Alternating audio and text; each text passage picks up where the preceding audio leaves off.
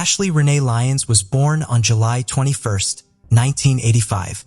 She was the youngest of her parents' 3 children. A native of Scott County, she was a member of the Cedar Grove Baptist Church and a 2003 Scott County High School graduate, in which she was very active in the FFA program. The letters FFA stand for Future Farmers of America. FFA is a dynamic youth organization that changes lives and prepares members for premier leadership, personal growth, and career success through agricultural education. Ashley's brother, Chris, was only a year older. They had a small car repair shop. They grew up repairing not only cars, but also everything that has an engine. Ashley liked cars, especially the fast ones. But Bobby Gibson, Ashley's best friend, knew that cars weren't the only thing Ashley was interested in. She was in love with Roger McBeath. The teenagers in love broke up shortly after the prom, but remained close friends. Even though they broke up, Ashley still thought Roger was the best. She was thrilled when she graduated high school, believing a better life awaited her. However, the lives of young people do not always turn out the way they plan. Ashley found out that she was pregnant and the father of her child was Roger. She did not hide it from her family. Her whole family supported her, looking forward to the baby's birth, but January 7, 2004 changed the lives of many people. That day started perfectly, but ended tragically. At the doctor's appointment, Ashley found out that she was going to have a son. She was happy when she shared this news with her mom, Carol. She even chose a name and wanted to name her son, Landon. Ashley couldn't wait to share this exciting news with everyone. After showing her mom the ultrasound picture, she took a shower and did her makeup and hair. Ashley told her brother Chris and her mom Carol that she was going to Lexington. If we look at the map, we can see that Lexington is about 20 miles from Stamping Ground, and Ashley would have gotten there in about 35 or 40 minutes. She said she had plans to meet Roger and his parents at a restaurant there. Ashley was going to show them the ultrasound picture. It was cold that evening, and it was expected to snow later. Ashley's mom, Carol, offered to take her car, but she refused, saying she wasn't going for long and would be back before the snow started. Recalling that day, Carol said that the last words she heard from her daughter were, "I love you, Mom. I'll be back soon." But unfortunately, that night changed the lives of the Lyons family forever. After dinner, they heard the phone ring in their house. Chris answered it and heard Roger's voice asking if Ashley was home. Chris replied that she had already left. Roger said he would not be able to meet with Ashley. He said he called her, but she didn't answer the phone. Chris assumed that Ashley had left her phone in the car and gone to the restaurant. Time passed, but no one could get in touch with Ashley. Her mother called her several times, but she didn't answer. It was already 8 p.m., but Ashley still wasn't home. But when she left, she said she wasn't going for long. At about 9 p.m., Carol called Roger's mother and said that Ashley had not returned home after meeting them at the restaurant.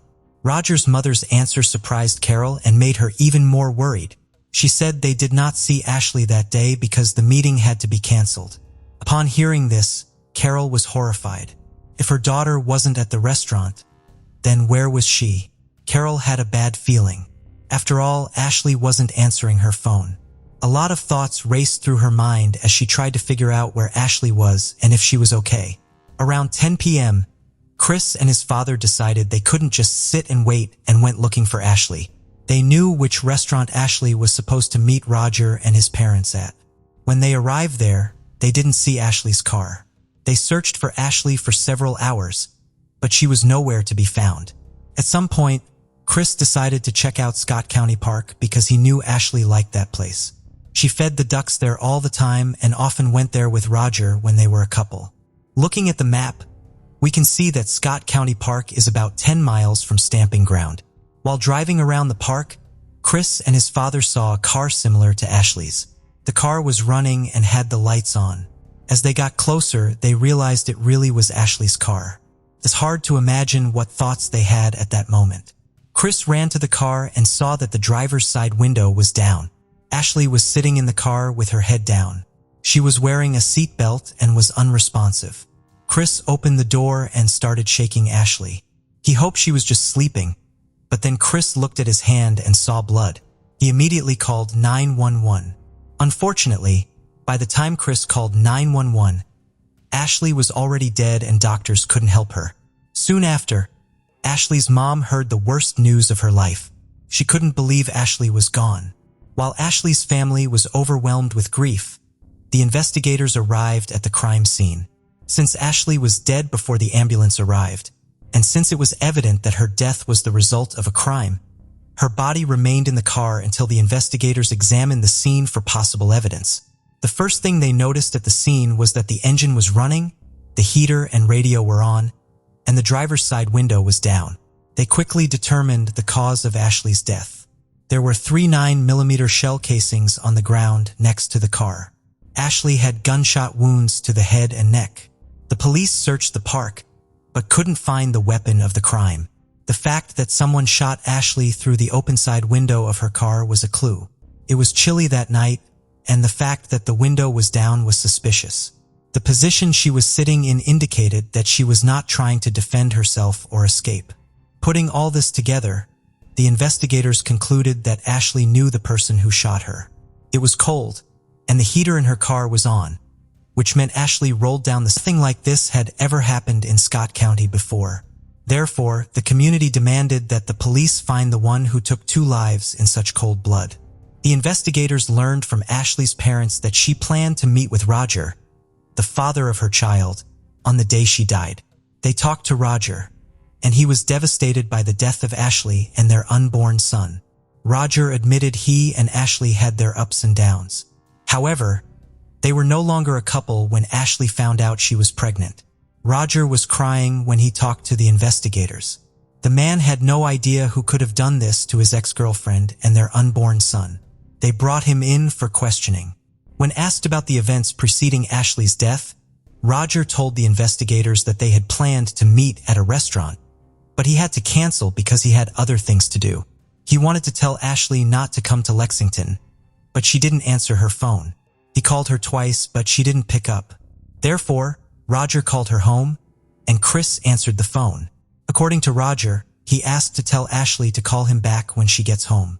Roger's story matched what Chris had told the investigators about his sister's plans for that evening. When Carol found out that the police had questioned Roger, she did not believe that he could be involved in this crime. Carol said Roger was a nice guy. Their families were on good terms.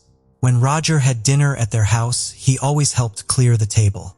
He got along well with Chris and was often at their home when he and Ashley were in a relationship. So no one believed that Roger could be the one who took the lives of Ashley and Landon.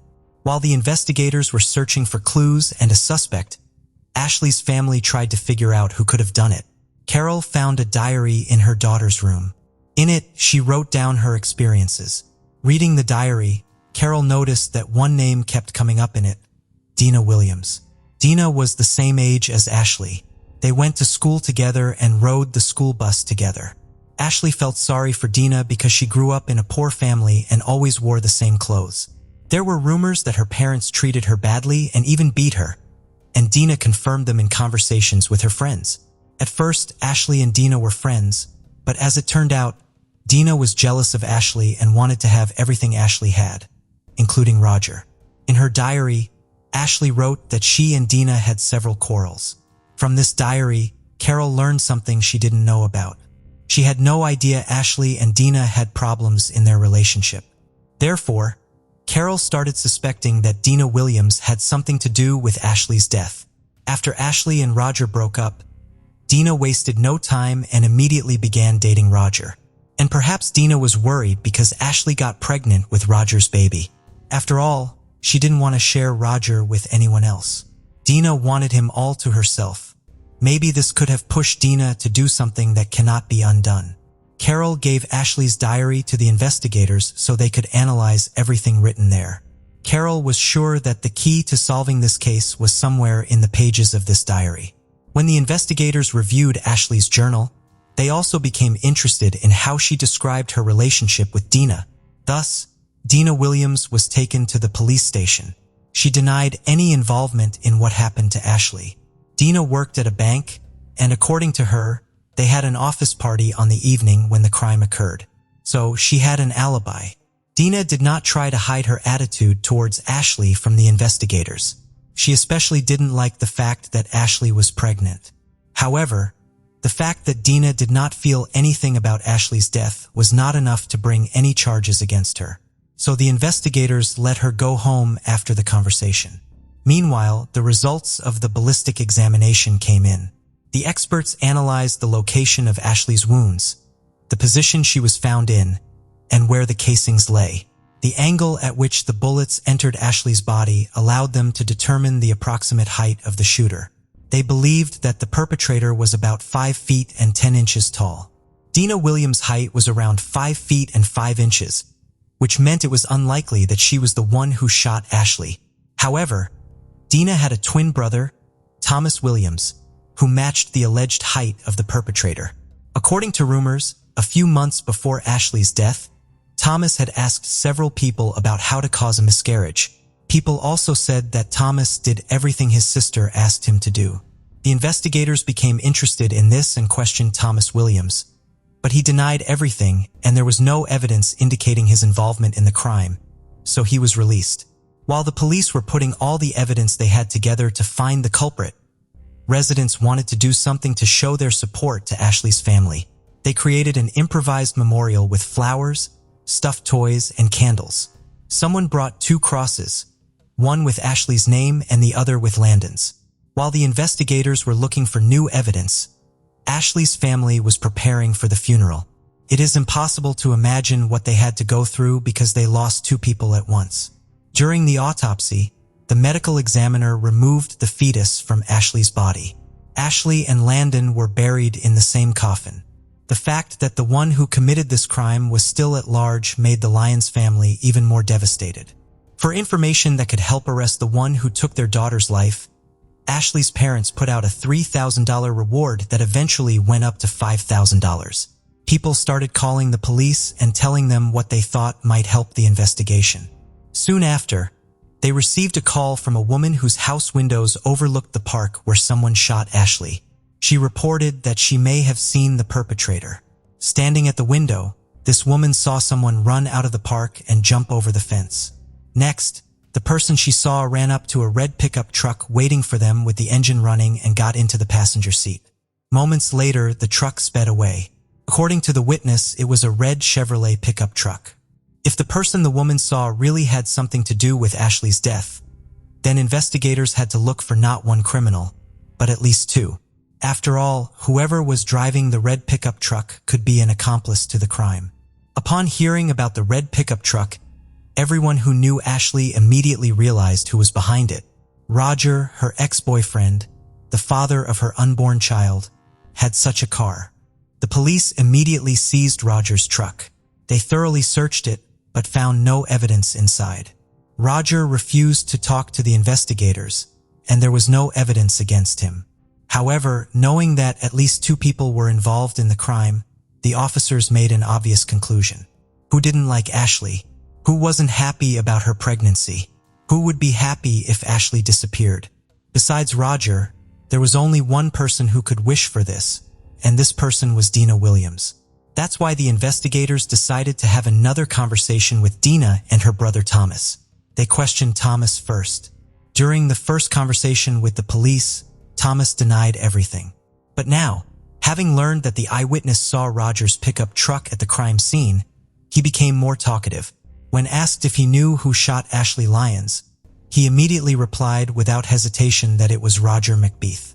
Thomas Williams eventually made a deal with the investigation to secure a less severe sentence for himself.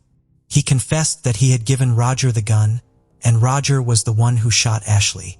Thomas also told the investigators that after taking Ashley's life, Roger threw the weapon in Elkhorn Creek.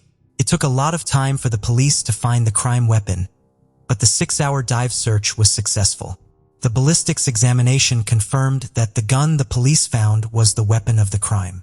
The investigators knew that it wasn't Dina who shot Ashley because she didn't match the height of the perpetrator. However, they questioned her again, and she confessed that she was the getaway driver on the evening when Roger committed the crime. The police arrested Roger McBeath, Dina Williams, and her twin brother, Thomas. It became clear that Roger did not want Ashley to have the baby. But Ashley was happy.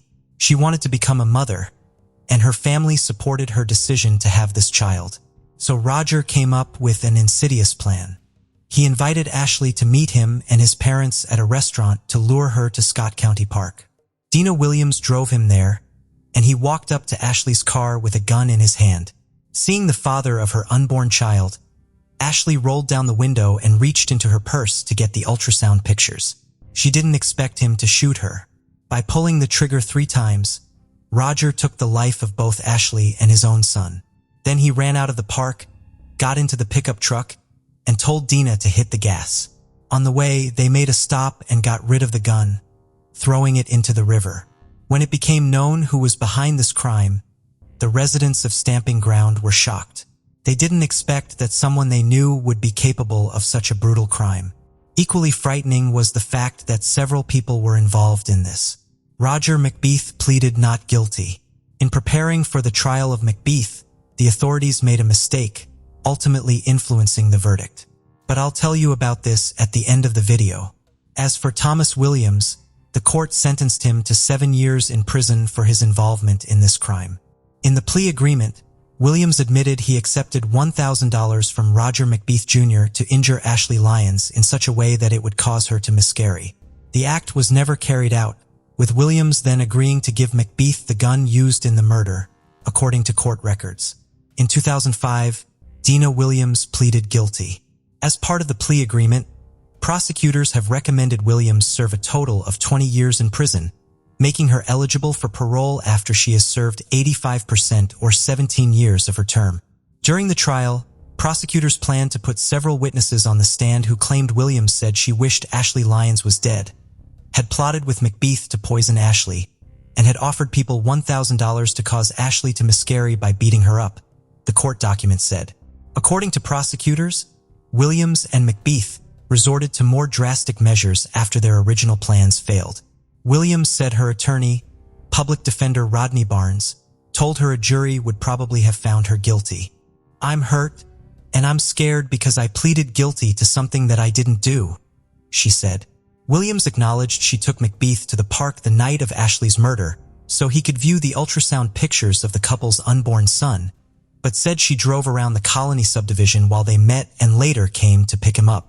She heard 3 gunshots during her drive, but at the time, she did not know what they were, Williams said. "He involved me in the plan without me knowing," Williams said of McBeath. Williams said Roger then called Ashley Lyons on his phone, telling her he loved her and was sorry he had missed meeting her at the park. The jury heard the recording of this message at McBeath's trial.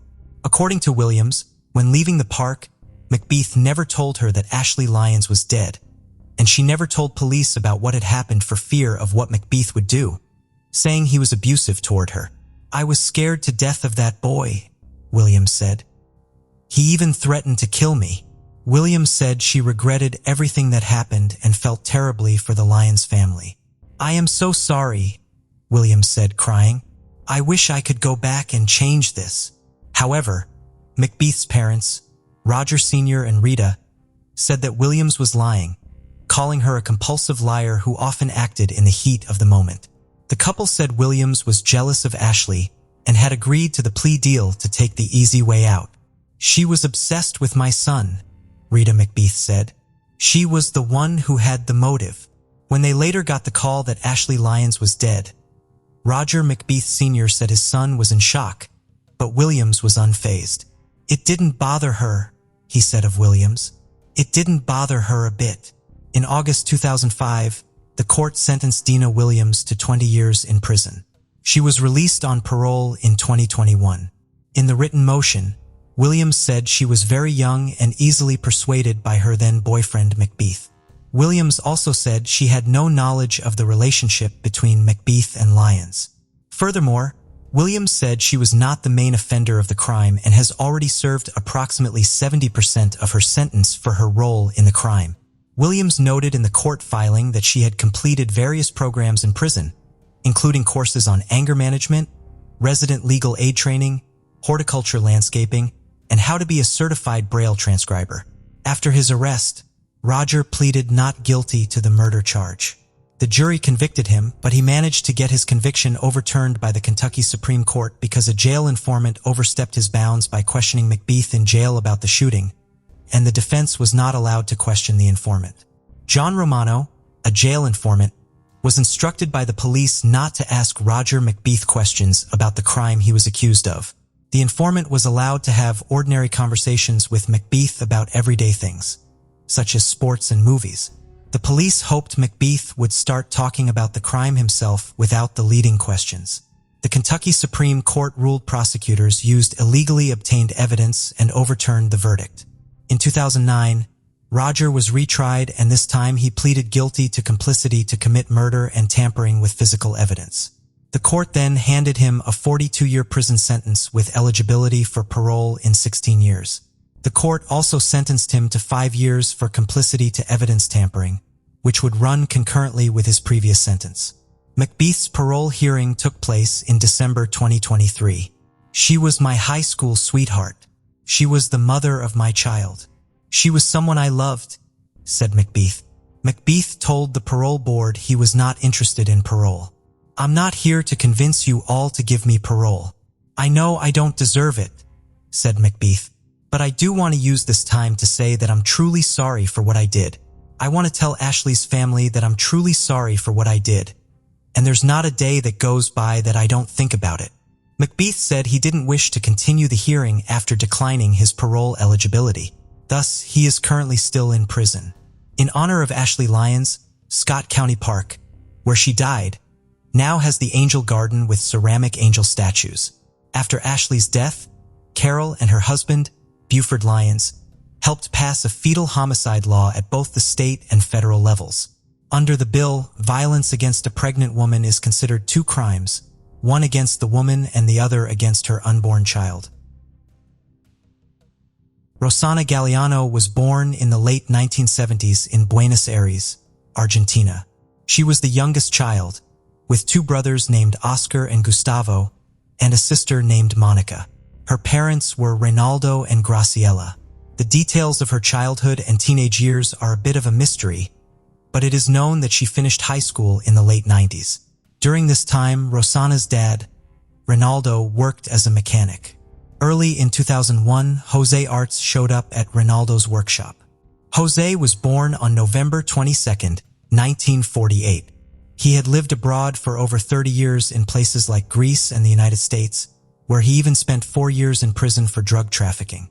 Eventually, Jose returned to Argentina in 1996, owning 8 properties in a posh area of Buenos Aires.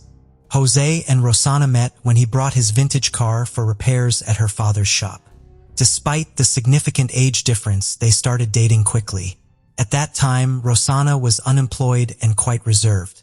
Jose appeared to be financially stable, but in reality, his wealth came from his mother, Elsa, who was still in the United States. When Jose, at the age of 52, proposed to 22-year-old Rosanna, her mother, Graciela, questioned if he was too old for her daughter. Jose argued that love knew no age. Looking for assurance, Graciela turned to Rosanna, who, in a whisper, confirmed her desire to marry him. The couple got married on November 17, 2001, after just 7 months of dating. Jose claimed that his cheerful, modern, and smart personality won Rosanna over. Soon after, they had a son named Geronimo, but not long after, problems began to show. Jose was a controlling and jealous man who often belittled Rosanna and her family. This abuse eventually became physical, leaving Rosanna feeling trapped and fearful. Jose's intimidating presence, reinforced by owning 2 guns, ensured he kept control, a situation that Rosanna's family was painfully aware of. It was common for Jose to show off his guns either when someone visited their home or when he was out visiting others. One time while painting their house, Rosanna's brother Oscar witnessed Jose physically assaulting her, telling her to shut up before hitting her. On another occasion, her father noticed bruises on Rosanna's back, and she simply told him that Jose had dragged her across the pavement. Despite these troubles, Rosanna and Jose welcomed their second child, and Rosanna tried her best to make the relationship work, hoping to provide a stable home for their children. However, her efforts were constantly undermined by José's temper and disrespectful behavior. To make matters worse, José's mother, Elsa, controlled the household from afar, making decisions about their lives during her short visits to Argentina. By 2006, Rosanna had endured unbearable abuse and finally reported José for domestic violence. Her family was largely unaware of the full extent of her suffering. Months later, Rosanna filed a second complaint, including a request for a medical examination due to her injuries. Following this, she opened up to her sister Monica, and they made a pact to communicate whenever something happened. Monica became her sanctuary and support. Whenever life with José became unbearable, Rosanna would visit Monica's apartment with her children, though José dictated when they must return, often with death threats. At times, he verbally abused Rosanna, criticizing her abilities as a mother. Eventually, she decided to move in with Monica and the children, while José stayed at his house. After some time, Rosanna filed another complaint and sought a divorce, resulting in a restraining order against José. They only met at a neutral property in El Remanso, Exaltación de la Cruz, for child visitation, as arranged by the court. It was there that Rosanna shared the extent of her ordeal with the gardener, Daniel Gonzalez, who lived nearby, was married, and had a daughter. Rumors suggested a secret romance between Rosanna and Daniel, but this was never confirmed. José's threats continued, and Rosanna even played a voicemail for her brother Oscar in which José talked about killing her. In mid-2007, while hanging out with friends at a bar, Rosanna met Oscar Lugo. He was 32, lived in Marino, and worked in a sewing workshop. They hit it off immediately, exchanged numbers, and started dating. Oscar Lugo was old-fashioned, a gentleman who was kind, attentive, and listened to her. For 29-year-old Rosanna, who had been through endless turmoil, it felt like she was rediscovering a nearly forgotten life. Oscar Lugo noticed Rosanna's lack of confidence and the fear in her. By December 2007, he had joined her for the holiday festivities, even dressing up as Santa Claus to delight her sons. But the happiness was marred by José, who kept tabs on Rosanna's every move. Aware of her new relationship and panicked by the looming divorce, José called Rosanna, offering her a truck to end things with Oscar Lugo. She refused, and it was her new boyfriend who accompanied her to the hospital during a severe nervous breakdown. Out of options, José hatched a plan financed by his mother Elsa. They meticulously arranged to hire a hitman whose identity remains a mystery. On January 16, 2008, Rosanna and her sister Monica went to El Remanso to pick up her sons, age 4 and 3. The handover was delayed by José with excuses. At 9:15 p.m., José called, claiming Geronimo had a fever and he would take him to the hospital and return him the next day. However, Rosanna insisted on having the children back to care for Geronimo herself. The call was brief and then she went inside. Around 9:53 p.m., Rosanna texted Oscar Lugo with a casual message about their plans for the next day.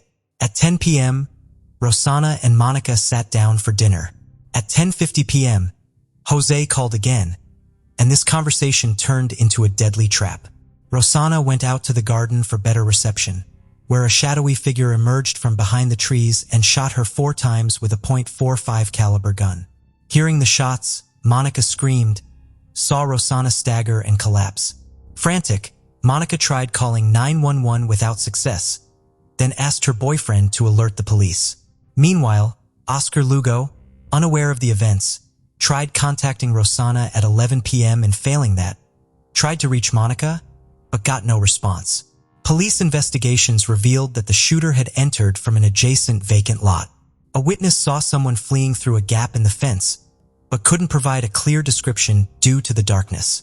That night, José was questioned and appeared shocked. After requesting a lawyer, he let the lawyer handle the proceedings and left. The next day, during further searches, a red sweater was found, which Rosanna's relatives believed belonged to José, making him the prime suspect in their eyes. The case grabbed media attention and shocked the country, becoming scandalous as José and his mother publicly claimed his innocence and talked badly about Rosanna, suggesting she had multiple lovers and those men should be investigated instead. After the incident, Daniel, the gardener, became reclusive, speaking to no one. On the night of Rosanna's funeral, Ronaldo noticed Jose nearby in a truck, watching from a distance without joining or expressing condolences. Jose's defense later targeted Monica, Rosanna's sister and the sole witness, raising doubts about her by questioning why there were no blood stains on her clothes and why she ran for her phone instead of helping her sister. However, this theory was unsupported. The investigators argued the weapon was too heavy for a woman to manage. An important point raised by the detectives was that anyone familiar with the house would know Rosanna needed to go outside to get a cell signal, indicating significant premeditation in the crime. During the investigation, Rosanna's sons were cared for by their father and grandmother Elsa, while their grandmother Graciela could see them. However, Monica and Oscar were denied access, with Jose claiming serious safety concerns for his sons. Despite the legal restrictions, the children expressed a desire to see their Aunt Monica, leading Jose to occasionally allow visits. Monica used these opportunities to take them to a psychologist. Eventually, Graciela obtained visitation rights, though not guardianship. In an interview at the time, Jose alleged that Rosanna had 4 lovers, all with legal troubles.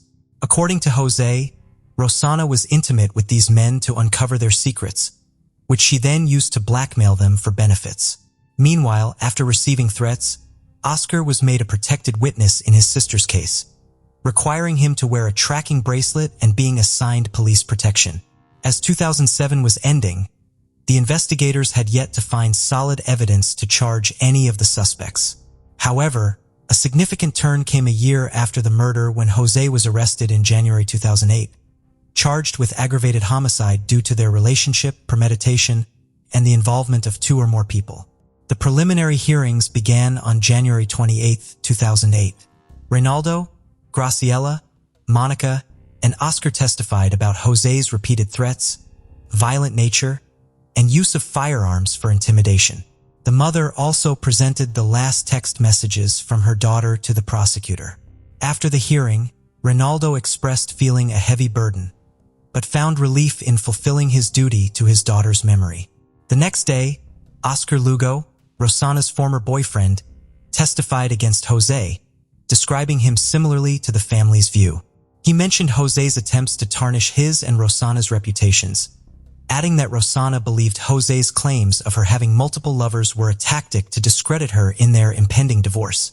Jose's lawyer downplayed the allegations of Jose's emotional instability and aggression, suggesting they were echoing Rosanna's narrative. On February 7, 2008, a 12-hour investigative session took place, with Jose's mother traveling from the United States for her turn to testify. Meanwhile, a new search at El Remanso yielded no new evidence. By then, Rosanna's family suspected her mother-in-law's involvement in the plot. As a result, Ronaldo and Graciela's lawyer considered requesting her arrest. In defense, Jose and his mother's lawyer argued that Jose's mother had stated in her testimony that she bought houses for her grandchildren, believing the divorce settlement would not harm them. It was also added that it was untrue that Jose's mother and Rosanna had a bad relationship. The media continued to debate the circumstances of Rosanna's death and the notion that Jose orchestrated the murder, hinting at another perpetrator. Despite the suspicions, Jose was released on bail and took care of his children. Later, the court deemed the police protection for Oscar, Rosanna's brother who worked as a taxi driver, unnecessary. On the early morning of July 5, 2008, Oscar was attacked by 2 armed men. They beat and threatened him for an hour before abandoning him in a vacant lot, where he was found thanks to his protective witness tracking bracelet. Though not severely injured, he was deeply shaken. Amidst the grief of losing Rosanna and the ongoing custody battle, the family faced renewed fear, a fear that was palpable and justified. With no one convicted and ongoing threats, the demand for justice grew more urgent, yet the judicial system's slow pace was disheartening. Years passed, and by 2012, the trial and custody dispute dragged on. For years after the attack, Oscar used his visitation rights to take his nephews to play soccer, sharing a memorable hug with the 6- and 7-year-old boys. In April 2013, the oral trial started. Jose maintained his innocence. In May, Proceedings were delayed when Jose suffered a stroke, pushing the final verdict to November 2013. The judges found that the murder was meticulously planned, resembling organized crime. Jose and Elsa were implicated in choosing the time and place for the attack, knowing that a phone call would lure Rosanna outside, making her vulnerable. The court found financial motives behind the murder, as Jose did not want to split the marital assets. Jose and Elsa were sentenced to life imprisonment. The conviction was upheld by the higher court, highlighting Jose's threats, the domestic violence endured by Rosanna, and the dominant influence of his mother. The actual shooters were never identified. In 2015, Jose and Elsa received house arrest, Jose due to his health and Elsa due to her age, allowing the kids to live with them again. The media continued to cover the children's story for years, during which time Monica and Graciela had no contact with them. The boys shuffled between homes known to their father, but strangers to Rosanna's family. In the second week of January 2017, the court allowed the children to spend a weekend with their maternal grandparents for the first time. The Galliano family prepared their home with fresh paint, a thorough cleaning, and decorations. They hung balloons and made a colorful welcome sign. Graciela prepared their favorite dish. That weekend, the Galliano home was filled with joy as the boys played soccer, video games, and even asked to sleep in their grandmother's bed, whom they hadn't seen in over 2 years. On November 24, 2018, Jose died after another stroke. The event was another blow for the children who attended their father's funeral. During the funeral, they expressed their concern about their future with their Aunt Monica. She assured them with calmness and love, promising to support whatever they decided. They chose to live with Monica, who then had to confront Elsa to communicate the boys' decision. Through these and many other instances, it was clear that Monica always acted in alignment with her nephew's wishes, whether they wanted to talk or preferred silence. Monica's primary goal was to provide stability and comfort for the boys. In March 2019, Geronimo chose not to change schools since he was close to his friends and had 2 years left there. So he went back to live with his grandmother, Elsa. Meanwhile, Monica sought custody of the other kid. Things seemed to be stabilizing, but in the last week of November 2019, 87-year-old Elsa was moved from her home to the hospital where she passed away on November 30th. The following month, Monica was granted custody of Marion. By year's end, Geronimo moved in with a friend of his grandmother. Both brothers continued to need psychological support to process their experiences, with Geronimo struggling with depression. Their psychologist noted the overwhelming succession of events they faced. In March 2020, just before pandemic restrictions started, the person Geronimo was living with passed away, leading him to seek refuge with his Aunt Monica until October 2020. Upon turning 18, Geronimo rented a small apartment and lived independently, supported by income from his inherited properties. Monica began legal proceedings to secure their inheritance, fearing they might be deprived of their assets. Marion, meanwhile, showed emotional stability thanks to the support he received and was encouraged to return to therapy whenever needed.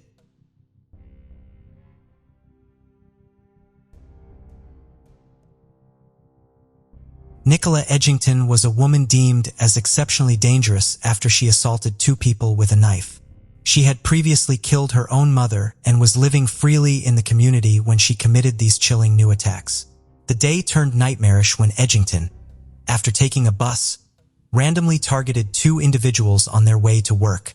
Clark, an artist, narrowly escaped death by catching the knife's blade and fending Edgington off. But the horror didn't end there. Edgington, undeterred, struck Hodkin, a law firm accounts clerk, with such force that she almost decapitated her. Nicola Edgington was born in Britain on September 9, 1980, the eldest of 3 children to Marion and Harry Edgington.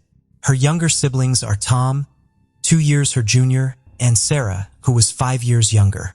Not much is known about Nicola's early years, except that her father Harry was a respected foreign correspondent for the British newspaper Daily Mail and often worked from home. Her mother Marion was known for her warm and outgoing personality, making her quite popular in their community. But her brother Tom says Nicola was always quite the troublemaker. He described her as a challenging child whose unruly and confrontational behavior often caused family turmoil and strained her parents' relationship. Eventually, her parents separated. Harry moved to France but stayed in touch with the children. Nicola's troubles weren't confined to home. She was also a constant source of conflict at school. As a result, other parents didn't want their children associating with her, viewing her as a bad influence. At home, Nicola frequently clashed with her mother, who took her to psychologists multiple times, trying to find a reason for her inappropriate behavior. Despite these visits, the professionals always concluded that Nicola was perfectly normal. Her brother later remarked that Nicola was good at pretending to be sane.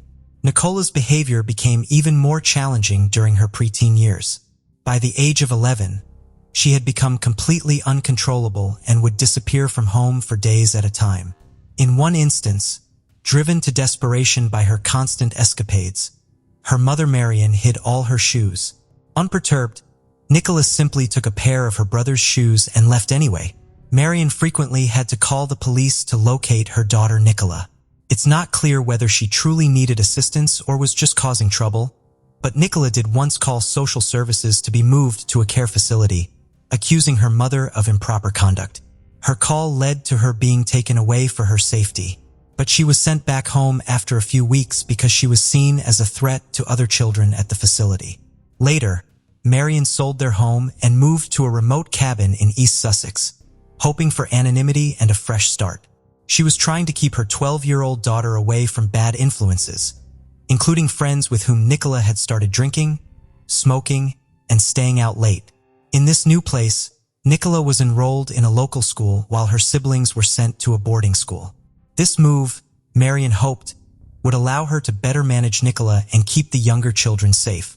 Tom, her brother, later expressed his satisfaction with the boarding school, enjoying the company of peers from stable families and dreading weekends at home due to Nicola's disruptive influence. Meanwhile, Marion continued struggling with Nicola, who left school for good at 15, escalating tensions and even violence at home, once assaulting her mother with a home telephone, leading to police intervention and warnings against such behavior. Nicola eventually moved out of the family home into an apartment in Brighton, arranged by her father. At 17, Nicola fell pregnant and was expecting twins, but the pregnancy was tragically cut short by a violent act from her boyfriend. 2 years later, she got pregnant again by a drug dealer. This baby was born prematurely, but survived. Nicola returned home and her mother helped care for the fragile newborn. Then Nicola began working various jobs, including as a receptionist, salesperson, and pole dancer in nightclubs, where she often used drugs and experienced 2 overdoses. She met her future husband in a club with whom she had her second child. His identity remains undisclosed, but according to Tom, this marriage brought stability to Nicola's life, as her Jamaican husband cherished both children and ensured Nicola took her prescribed medication for behavioral management. However, the stability was short-lived as Nicola stopped her medication, joining an evangelical church, believing faith rather than medicine could control her behavior. Unfortunately, this did not lead to the hoped-for miracle.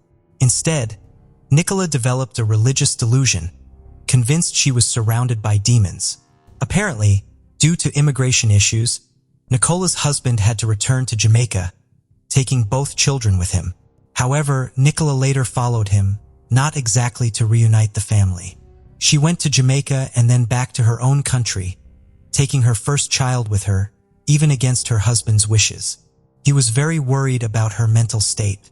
Upon her return to Britain, Nicola's situation didn't get any better, and Marion was deeply concerned for the little one's safety because Nicola was having violent and unstable episodes. Living in constant stress from her daughter's outbursts and fearing for her grandson's safety, Marion made a tough decision to protect him. So when the boy was 5 years old, she entrusted him to social services, and he eventually ended up living in Jamaica with his stepfather. Nicola, who previously had a council-funded apartment because of her children, lost this benefit when they were no longer with her. She had to move back in with her mother, who, despite being scared of her, couldn't leave her daughter homeless. For Marion, the troubles only seemed to increase. Her relationship with Nicola remained fraught, and Nicola's violent behavior continued. Things escalated to the point where, in 2005, Nicola received a legal warning for causing damage to a neighbor's property, where she also allegedly threatened someone with a knife. At that time, a psychiatrist evaluated her and claimed there was no evidence of mental illness, but it wouldn't be long before events suggested otherwise. On November 4th, 2005, Tom and Sarah visited their mother, marking the first time in a long while that the three siblings were together at their maternal home. It was an awkward reunion, so to lighten the mood, Tom invited Nicola to a pub. This move also allowed Sarah to have some peaceful time with their mother. At the first pub, Tom tried to lighten the mood with jokes, but Nicola seemed distracted, focusing on writing in a notebook. They then moved to another venue, where Tom felt relieved as Nicola became more talkative, even mentioning her plans to move back to Jamaica. However, this calm was short-lived, as Nicola was soon thrown out for starting a fight with the owner of the venue. Tom chose to stay and called his mother and sister to join him, and they agreed. However, when they arrived, Marion couldn't find parking, so she dropped Sarah off at the venue and returned home. After a while, Tom and Sarah also decided to head back to their mother's house. Upon entering, Tom immediately noticed something about the guest room's foldable bed. Tom couldn't fully grasp what he was seeing at first. It looked like a pile of clothes with two legs sticking out. He thought maybe Marion had invited someone over to stay. Still uncertain about what he was seeing, he called for his sister. Sarah, less cautious, strode into the room and immediately started screaming at Tom not to enter and to urgently call the police. The legs Tom had seen belonged to their 60-year-old mother, Marion, who was lifeless and had several stab wounds. Nicola was nowhere to be found, but for the siblings, it was clear she was responsible for their mother's tragic end. Later, Tom found a notebook in the house with a list titled Condemned People, written by Nicola. At the top of the list was their mother Marion's name, crossed out with Tom's name below it. Though no official source was mentioned, some media reported that the argument between mother and daughter might have started over Nicola's accusation that Marion had estranged her from her son and allegedly removed her from the will. When the authorities arrived at the family home, investigators began collecting evidence while forensic personnel took care of Marion's body, which had 9 stab and puncture wounds inflicted with a kitchen utensil. Meanwhile, the police launched a search for Nicola, who was not at the house. Sarah made several TV appearances, pleading for Nicola to turn herself in. Almost 13 weeks later, on November 21, 2005, Nicola was located on a public transport unit in London. Upon her arrest, she immediately blamed Tom for the fatal attack on their mother. Nicola was then subjected to a psychiatric evaluation at the station, where specialists declared her to be in an actively psychotic state. Subsequently, she was initially taken to prison and later, in February 2006, transferred to a facility for individuals who had committed crimes and suffered from mental health issues. Upon her arrival, specialists deemed Nicola unfit to stand trial, putting the legal proceedings on hold until a new professional assessment could determine her ability to understand her situation and actively participate in the judicial process. This milestone was reached in October 2006 when Nicola faced trial for her mother's death. She pleaded guilty to manslaughter on the grounds of diminished responsibility. The psychiatric report presented at the trial stated that at the time of the incident, she was suffering from an acute psychotic episode compounded by her pre-existing and persistent emotionally unstable personality traits. The mental health expert attending her recommended a prolonged stay in a secure hospital for further risk assessment and long-term rehabilitation. The judge of the case sentenced Nicola to an indefinite detention in psychiatric care at the Braxton Center. Following this decision, her siblings, Tom and Sarah, expressed relief that Nicola was finally in a place where she could not harm anyone else and receive the desperately needed help. From then on, Nicola would be treated with antipsychotic and mood-stabilizing medication. During this time, Nicola disclosed that her father had abused her in early childhood, a claim that was never confirmed and always denied by Harry. Nonetheless, Nicola consistently raised concerns among the staff attending to her.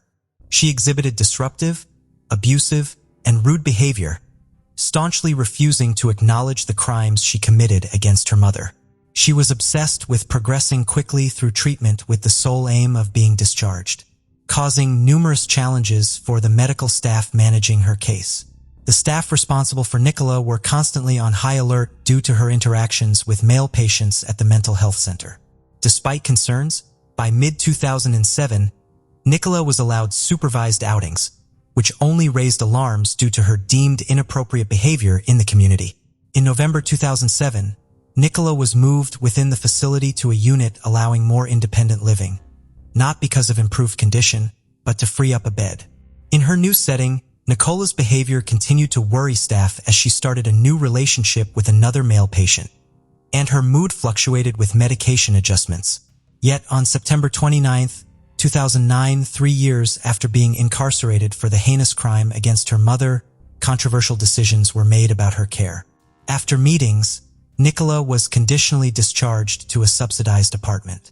Nicola expressed concern about being alone at night in the new place, but the assessment team felt 24-hour supervision was unnecessary, devising a contingency plan for emergency assistance. For 2 years, she lived in a facility designed to help adults with mental health issues live independently. With just an intercom system for security, Nicola shared the residence with 3 other tenants in separate apartments. During this time, Nicola received regular visits from her psychiatrist and social worker, along with clinic appointments. She was permitted to visit her children and husband in Jamaica twice, where her husband noted her aggressive behavior, which she denied. By 2011, at 31, Nicola planned to leave the facility, with supervisors believing she needed minimal support. However, the reality was different. Nicola was out of control, having relationships with at least 2 men, one being a co-resident, breaching the house rules and showing her disregard for regulations. In March 2011, suspecting she was pregnant by one of these men, Nicola's psychiatrist advised stopping her mood-stabilizing medication for the baby's sake. After a miscarriage, she did not resume her antipsychotic medication. Around the same time, Nicola claimed to have received abusive messages from a gym employee she might have had a relationship with. Records vary, but between September and October 2011, Nicola messaged her brother Tom via a social network, seeking help and mentioning her miscarriage, missing their mother, and lamenting that no one cared for her like Marion did. She ended her message with, "I love you," giving Tom her phone number, urging him to keep their conversation from their father. Tom's response was harsh. He reminded her of the crimes she committed against their mother and expressed relief over her miscarriage, suggesting that people like her should be sterilized. He concluded by telling her to end her own life. Following this, Tom contacted Nicola's mental health team, requesting a reassessment, though it is unclear if this was acted upon. After receiving Tom's harsh response, Nicola appeared to be in crisis, contacting the police multiple times and even showing up at their station in person. Each time, she told a different story. Once she claimed someone was threatening her life. Another time, she alleged that 2 drug addicts had invaded her apartment and refused to leave, possibly stealing from her. Initially, the police responded but found no evidence of her claims and gradually paid less attention to her reports.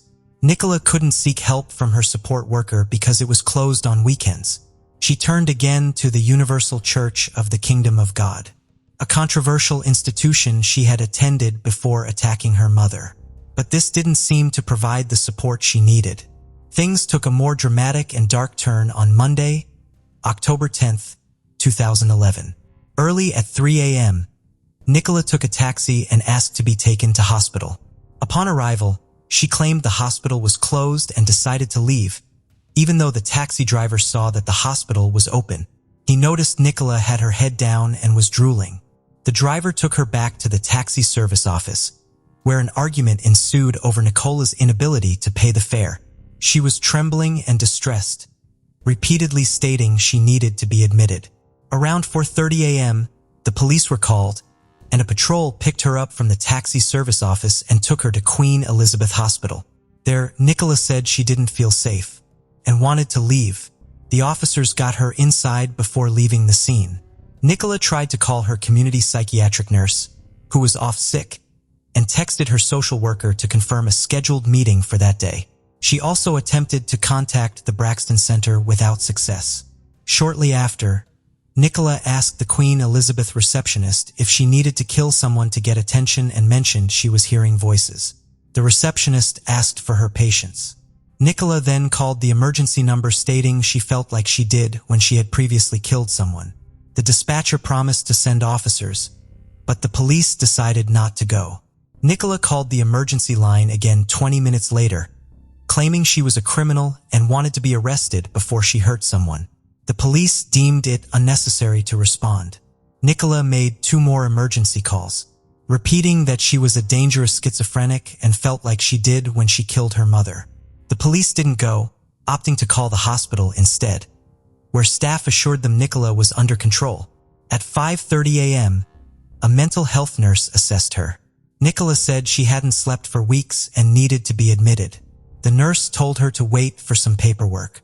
An hour later, security escorted Nicola to the psychiatric unit of the hospital. At 6:40 a.m., a psychiatrist greeted her, but it seemed to be a shift change, and she wasn't immediately assessed. Just after 7 a.m., Nicola pushed through a supposedly secure but faulty door and left the hospital undetected. Shortly after Nicola's escape, the doctor noticed her absence and alerted the police, who then conducted a background check and realized Nicola had a psychiatric history and had been convicted for the murder of her mother. By then, it was too late. Nicola was already out of control. Security cameras later traced Nicola's movements. She took 2 buses and arrived in the city center at 8:25 a.m. She then went to a supermarket where she either bought or stole a large 30-centimeter kitchen knife. The store's cameras captured her heading towards the women's restroom with the knife in a bag and later leaving without the bag, having concealed the knife in her clothing. At 8:29 a.m. at a bus stop, Nicola encountered 22-year-old Carrie Clark, who was listening to music and rolling a cigarette. Nicola suddenly attacked her, screaming and stabbing with the hidden knife. Carrie managed to grab the knife blade with her hands, preventing it from reaching her chest, and kick Nicola away, questioning her sanity. Nicola oddly claimed she wasn't crazy and demanded her weapon back, which Carrie refused, leading Nicola to walk away. This, however, wasn't the end.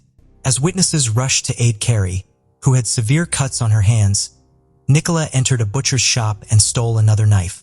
She then approached another bus stop where 58-year-old Sally Hodkin was waiting.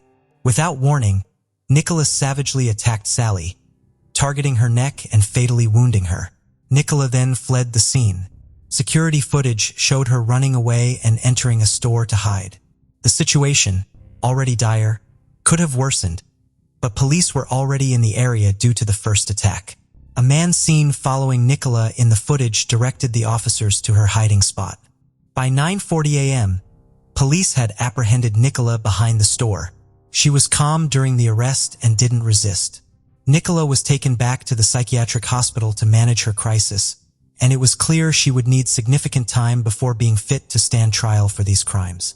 While investigators processed the crime scenes and handled Sally's body, the shocking news of the attack spread, causing public dismay at the violence against innocent people. Sally, described as a devoted mother and loving grandmother awaiting 2 more grandchildren, would tragically never meet them. The legal proceedings to determine Nicola's fate started to move forward by the end of 2012 and into 2013, with her pleading not guilty to murder and attempted murder charges. The prosecution argued that Nicola suffered from a borderline personality disorder and had acted deliberately on that tragic day. In contrast, the defense claimed she was schizophrenic and had diminished responsibility due to her mental health issues. During the trial, the jury and attendees heard from Carrie Clark, who detailed the harrowing experience of Nicola's attack, describing the physical and mental scars it left, including the loss of her sense of safety in public. The prosecution also presented the gruesome details of Sally's murder, highlighting the severity of the neck wounds that led to her almost instant death. Testimonies included the senior medical officer at the mental health unit at the time, who recounted contacting the police immediately after Nicola's escape to ensure her swift return to the hospital, despite not initially perceiving her as an emergency threat. Nursing staff admitted that Nicola escaped through a faulty door supposed to be locked, contradicting their initial statements that they tried to prevent her escape. a claim disproved by security footage. A forensic psychiatrist testified for the prosecution, challenging the diagnosis of Nicola's mental condition, asserting her actions were deliberate and not of someone unaware of their actions. The defense maintained Nicola's mental unaccountability, recounting her late 2011 religious delusions, including her involvement with a non-traditional church linked to the Universal Church of the Kingdom of God, known for exorcism rumors. Nicola reportedly believed in a demon guarding God's throne, represented on earth by the police, and had apocalyptic visions excluding her from salvation. The defense argued that Nicola's paranoid schizophrenia and other mental health issues meant she had diminished responsibility at the time of the attacks. After hearing from all parties and witnesses and examining the documentary evidence, the jury retired to deliberate in early February 2013. They returned after 5 hours and 24 minutes, finding Nicola guilty of the charges against her. Following the verdict, Sally's family, who had stoically endured hearing about the brutal attack that led to her death during the trial, released a statement honoring Sally and questioning why Nicola had been released so soon after killing her own mother. They described Sally as a loving, attentive person, a fantastic mother and grandmother, and an unparalleled friend. They expressed their daily remembrance of her, and the deep miss felt by everyone who knew her, asserting that Nicola should never be released to ensure public safety. The guilty verdict meant Nicola faced a life sentence, with the judge's decision pending on the minimum term before parole eligibility. In March, the judge determined Nicola must serve at least 37 years in prison, meaning she would be nearly 70 years old before potential release. Describing Nicola as manipulative and exceptionally dangerous, the judge emphasized her responsibility for the heinous acts committed. Tom, Nicola's brother, also publicly criticized her quick release after killing their mother, expressing disbelief over her freedom to harm again and stressing the need to prevent such occurrences. He empathized with the victims, noting the trauma of losing their mother and suggesting greater agony for Sally's family, given the preventability of the crime. Tom disclosed that their mother had feared Nicola might end her life, yet felt responsible for her care. Following the tragic events, detailed case analyses concluded the entire system bore responsibility for the tragedy. The police failure to conduct appropriate checks on Nicola on the day of the incident, stating that a simple online system review would have revealed her dangerousness, given her prior conviction for murdering her mother. In November 2013, the Court of Appeal dismissed an attempt by Nicola's lawyers to overturn her sentence. Subsequent official investigations and an independent report concluded that Nicola's deadly actions resulted from a series of health and security service failures.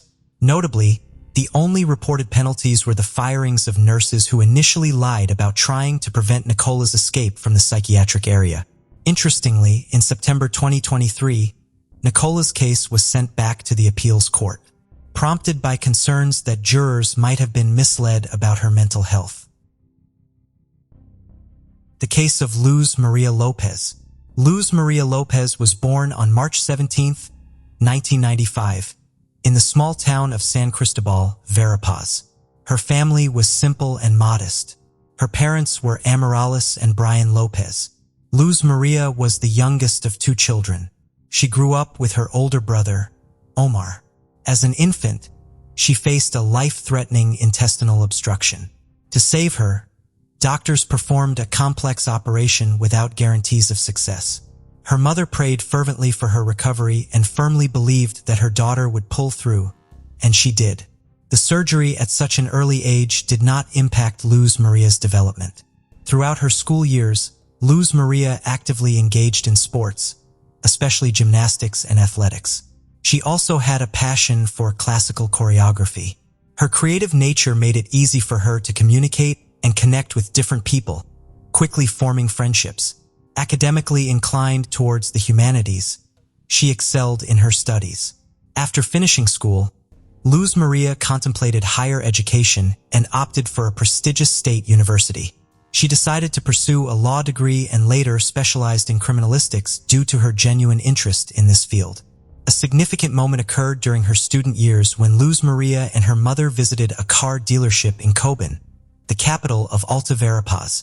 It was Omar's 25th birthday that year, and they wanted to gift him something special, a motorcycle he had always dreamed of. At the showroom, a polite and attentive young consultant named Jorge welcomed them. He showed them various models and provided recommendations. Mother and daughter chose a model but wanted to consult with the head of the family before finalizing their decision. They left with a business card from the dealership and Luz Maria's phone number for future reference. Soon after, Jorge called Luz Maria, not about the motorcycle but on more personal note. Over time, these calls became frequent until Jorge mustered the courage to ask her out for coffee.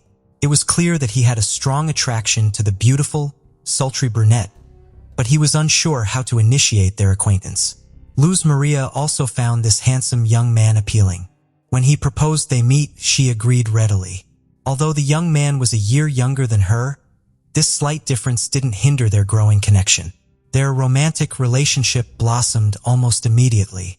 Both felt it was love at first sight and believed in a future filled with happiness together. After only a few months, the couple chose to live together despite their parents' disapproval of such haste.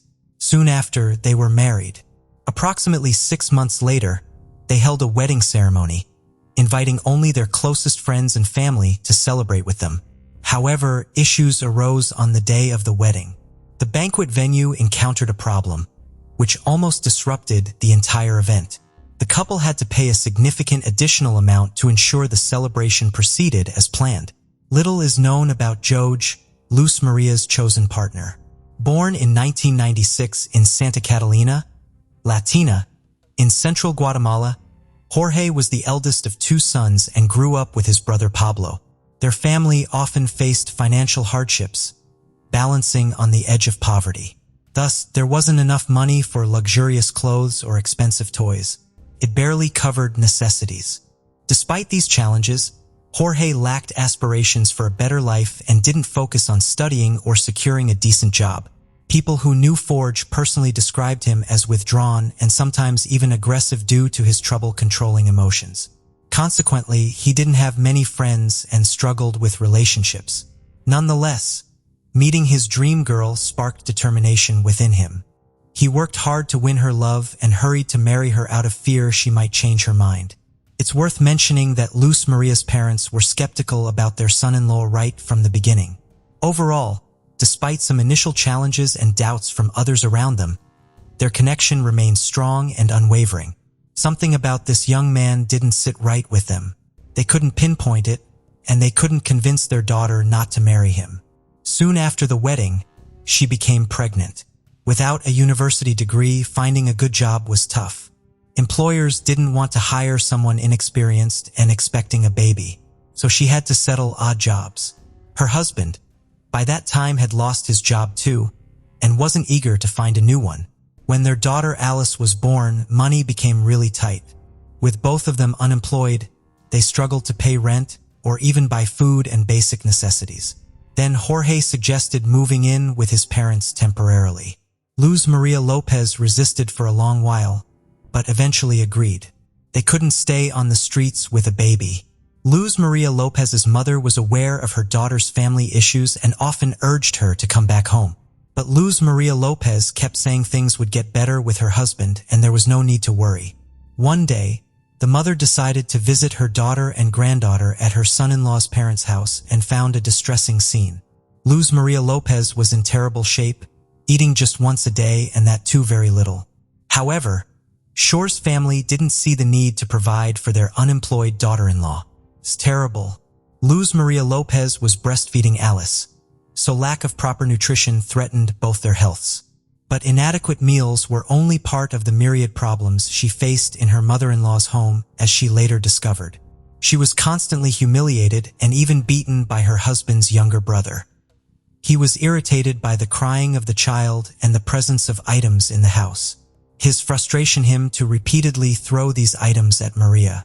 On one occasion, he launched a baby bottle that struck little Alice, who was in her mother's arms. Jorge witnessed all of this, but never once stood up for his wife and daughter, acting as if they were strangers to him. Maria's mother persuaded her to take her granddaughter and return to the parents' house. Soon after, Jorge appeared at their doorstep, asking his wife to come back, promising he would find employment. She agreed, but only on the condition that they would rent an apartment and live separately from Jorge's parents. When Maria successfully defended her diploma, she fulfilled a long-time dream by securing a job with the city prosecutor's office. A smart, talented, and responsible young woman, she quickly earned the respect of her colleagues and began moving up the career ladder. Over time, the family's financial situation improved considerably. They could even afford to buy a car for two. However, this improvement was solely due to Maria's diligent work and reputation. Jorge was still searching for himself and preferred living at his wife's expense. He was jealous, lazy, and a domestic type with an explosive temper, which worsened over time. Jorge did not want to work, taking only temporary part-time jobs, if at all. He preferred sitting at home in front of the TV, drinking beer with friends, and spending what his wife earned. Moreover, Jorge was pathologically jealous and tried to control every move of his beloved. He did not permit her to make friends or have lunch with colleagues in cafes or just be somewhere without him. Constantly checking her phone records and reading messages became routine for him. He also forbade her from registering accounts on social networks. At home, when left alone with Maria, Jorge's behavior did not improve in any way. He often created scandals in seemingly calm places, constantly clarified his relationships, and habitually blamed his wife for any problems or family troubles. When they lived at his parents' house, Jorge never stood up for his wife. He just watched as she was humiliated, insulted, and occasionally even beaten by his relatives. Jorge himself also sometimes resorted to violence and didn't see anything wrong with it. He treated Luz Maria as if she were his property, believing she would endure everything and wouldn't leave him. Neighbors frequently heard screams from their home and saw signs of beatings on the young woman's face and body. Luz Maria repeatedly tried to leave her husband and considered filing for divorce. Several times she took her daughter and moved out to live with her parents. However, each time, her husband would go there, literally begging on his knees for forgiveness. Remarkably, each time Luz Maria forgave him and gave him another chance despite her parents urging her to come to her senses and leave the abusive man. On December 15, 2020, after another violent altercation with Jorge, Luz Maria took their 3-year-old daughter Alice, got into the car in tears, and went to her mother's house. The following day, Jorge arrived there. His intentions were unclear, whether he wanted his wife back or simply the car. He claimed he had found a job and assured everyone that their lives would change. Additionally, he promised never to raise a hand against his wife again. Surprisingly, Luz Maria believed him yet again and returned with him to their rented apartment. In mid-January 2021, Luz Maria called her mother to complain that not only did Jorge fail to secure a job as promised, but had also stolen the money she earned, effectively leaving the family destitute. Her mother felt sorry for her daughter and offered financial help so they could get by until the next salary was received. The women agreed to meet on the morning of January 19th, but Luz Maria did not arrive at the designated time. She decided to visit her daughter's workplace the next day. Upon arrival, she discovered that Luz Maria Lopez hadn't shown up for 2 days, and no one had been able to contact her. At the same time, Jorge, also searching for his wife, appeared at the prosecutor's office. He mentioned that they had argued again and thought Luz Maria Lopez had gone to her mother's house. He figured she wasn't answering because she was upset with him. The concerned mother immediately felt something was wrong and suspected her son-in-law might be lying. She went straight to the police to initiate a search for Luz Maria Lopez without delay. That same day, an alert system named Isabel Claudina, originally Alert to Isabel Claudina, was activated nationwide. This emergency system was triggered for young women reported missing. When the extensive search began, Luz Maria Lopez's husband was quickly identified as the prime suspect, though it would actually be more accurate to say he was the only suspect. Luz Maria Lopez had no known enemies or reasons someone would kidnap her, and Jorge was the last person seen with her alive. Naturally, he denied any involvement in her disappearance, asserting that he himself was distraught over her absence and irritated by being labeled as the main suspect. Despite his denials, Jorge repeatedly contradicted himself during questioning and failed to provide a clear explanation as to why he hadn't informed the police on the actual day of his wife's disappearance. He claimed he believed she was at his mother-in-law's home, but didn't call or visit there.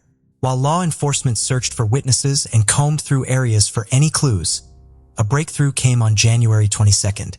Municipal workers accidentally discovered Luz Maria Lopez's body while responding to a call about a clogged storm drain near a road.